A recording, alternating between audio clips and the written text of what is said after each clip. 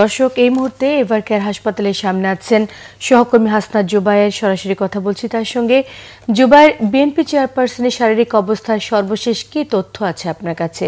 চিকিৎসকদের পক্ষ থেকে আর কোনো আপডেট আছে কি আপনার কাছে? জানানো হয়েছে কিছু?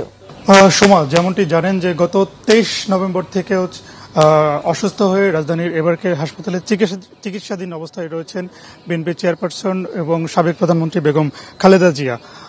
তার চিকিৎসার জন্য একটি মেডিকেল বোর্ড গঠন করা হয়েছে এবং তার উন্নত চিকিৎসার জন্য গত সোমবার চীন থেকে 5 সদস্য বিশিষ্ট একটি চিকিৎসক দল ঢাকায় এসেছেন বেগম খালেদা জিয়ার উন্নত চিকিৎসার জন্য। এছাড়া যুক্তরাজ্য এবং যুক্তরাষ্ট্র থেকে বেশ কয়েকজন চিকিৎসকগণ তার উন্নত চিকিৎসার জন্য পরামর্শ এবং পর্যবেক্ষণ করে যাচ্ছেন।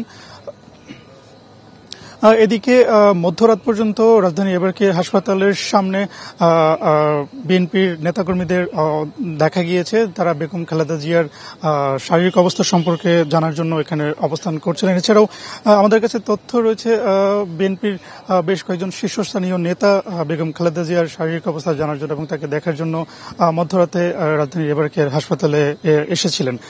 এদিকে সোমবার বিএনপি চেয়ারপারসন এবং সাবেক প্রধানমন্ত্রী বেগম খালেদা জিয়াকে অতি গুরুত্বপূর্ণ ব্যক্তি বা ভিভিআইপি ঘোষণা করেছে সরকার। সোমবার এই বিষয়ে একটি প্রজ্ঞাপন জারি করা হয়েছে। প্রজ্ঞাপনে বলা হয়েছে, বিশেষ নিরাপত্তা বাহিনী আইন 2021 এর 2 ক ধারা আওতায় খালেদা জিয়াকে অতি গুরুত্বপূর্ণ ব্যক্তি হিসেবে ঘোষণা করা হয় এবং সেই প্রেক্ষিতে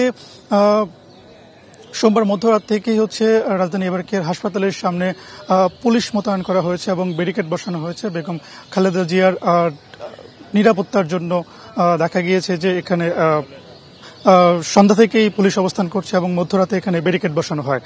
এছাড়া বিএনপি চেয়ারপারসন বেগম খালেদা জিয়ার শারীরিক অবস্থা নিয়ে এখন পর্যন্ত আনুষ্ঠানিক কোনো তথ্য জানানো হয়নি। বেগম খালেদা জিয়ার সর্বশেষ এই তথ্য ছিল আমার কাছে।